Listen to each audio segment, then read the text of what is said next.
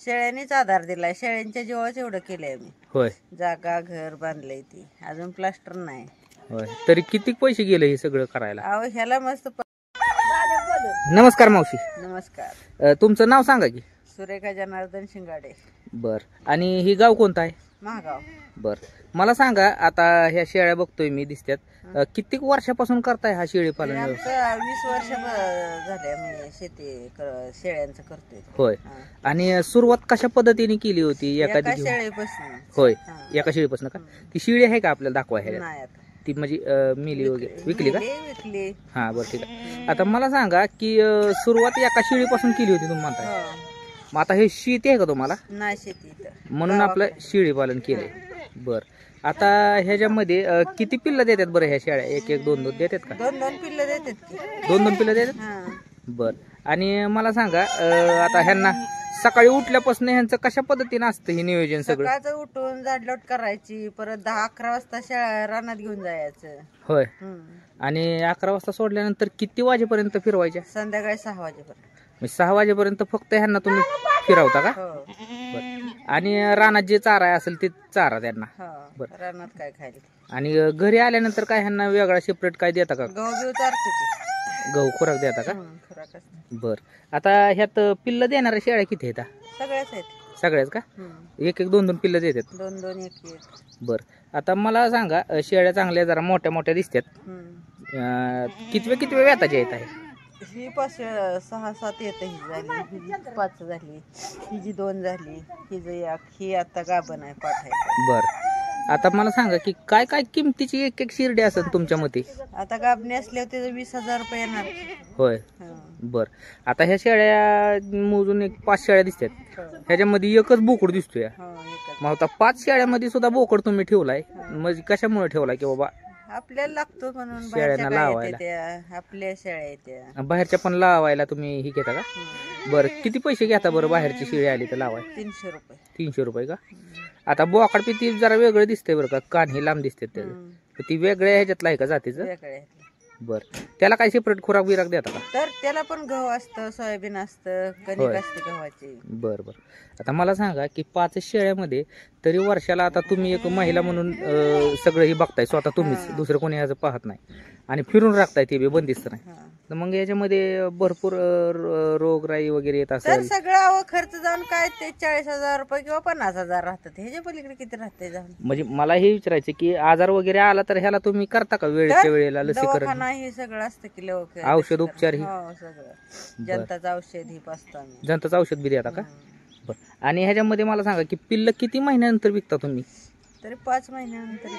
ती काय पिल्ल आता आहेत? होय.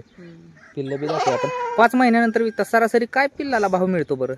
कवा आता 7 न जाणार, कवा 8 न जाणार, कवा 9 न जाणार, असं काय. कारण आता मटणाचे दर तर आपण बघतोय कमी होत नाही, वाढतच चालले. म्हणजे जसं पिल्लाची तुम्ही सांभाळ केला तशी जातात का? पिल्ल तयार असतील असं जातं. 4,000ला जाते बारीक राहिलं की. होय. बर बर बर. ठीक आहे. मला सांगा, आता 20 वर्ष झालं तुम्ही हा व्यवसाय करताय, ह्याच्यामध्ये तुम्हाला काय वाटतं की कशा पद्धतीनं प्रगती झाली तुमची किंवा काय? त्याच्यापासूनच आमची प्रगती झाली चांगली. होय. आता मी बऱ्याच जणांना विचारतो बरं का, बरेच जण सांगतात की बाबा काय काय जणांच्या भरपूर असतात किंवा आमच्या पण भरपूर होत्या. आता आमचं मालक राखत होतं. मालक आता कटाळ पाय बी दुखतात ना, त्यामुळे कटाळ ते आता गाडी जातात, म्हणून मीच आपली एवढे थोडेसे ठेवलेत. बरं बरं बरं. म्हणजे तरी कशा पद्धतीने प्रगती, म्हणजे मला काय म्हणायचं की बाबा अशी एखादी वेळ आली की बाबा आपल्याला शेळ्यांनी आधार दिला किंवा असं काय सांगाल? शेळ्यांनीच आधार दिलाय. शेळ्यांच्या जीवाच एवढं केलंय मी. होय. जागा घर बांधलंय ती अजून प्लास्टर नाही. होय. तरी किती पैसे गेले हे सगळं करायला? अहो ह्याला मस्त 4-5 लाख गेलं. तर शेड बीड बांधाय सगळं काय मनान होते. म्हणजे हे सगळं शेळी पालनाच्या ह्याच्यावरच केले म्हणायचं. पोरींची लग्न ही म्हणजे सगळं मूळ व्यवसाय हेच म्हणायचं सुरुवातीपासून. म्हणजे हा खरंच फायदेशीर व्यवसाय आहे. मग आता तुम्ही काय सांगता की बाबा शिकून पोरांना नोकऱ्या नाहीत, आणि नोकऱ्या असल्या तरी कमी प्रमाणात आहेत, आणि पोरं काय करतात, घर सोडून पुणे मुंबई सारख्या ठिकाणी किरकोळ पगाराच्या नोकरीवर राबायला लागलेले आहेत पोरं, एवढं शिकून सुद्धा. काय करायचं? मग त्यांना हा करायसारखा व्यवसाय आहे का बाबा? ती कुठं करतात का आता हल्लीची पोरं? आता आपण नवीन बघतोय की शेळी पालन म्हणलं की माणसांच्या डोक्यात कल्पना येते की थोडीफार जमीन असली तर एक जोडधंदा म्हणून शेतीला केला पाहिजे, किंवा बंदिस्त करतात. पण नाही, पोरं नाही ती करत आता हल्लीची. होय. पण तुम्हाला आमचा काय तर वाटतं मुलगाच करत नाही तर तुम्हाला काय वाटतं की फायदा आहे का ह्याच्यात? फायदा आहे पण ती करत नाही ती ना. फायदा नाही कसा, पण त्याला आता फिरावं बी लागतं. हां आता हल्लीची पोरं शाळा शिकलेली करते ती का, आमचा ह्यो मुलगा अजिबात काय करत नाही त्याचं. बरोबर आहे. पण समजा एखाद्याला थोडीफार जमीन आहे आणि त्याने फिरायचं वगैरे मग टेन्शन नाही ना बंदिस्त केल्यानंतर बंदिस्त केल्या चांगलं आहे की उलट.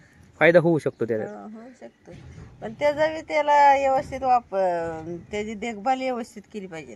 हा म्हणजे व्यवस्थित सगळ्या गोष्टी तर ही 2 दिवसाला गोटा धुते ती होय निर्मेन. हो म्हणजे सगळी तुम्ही ह्याची प्रॉपर जपणूक करताय.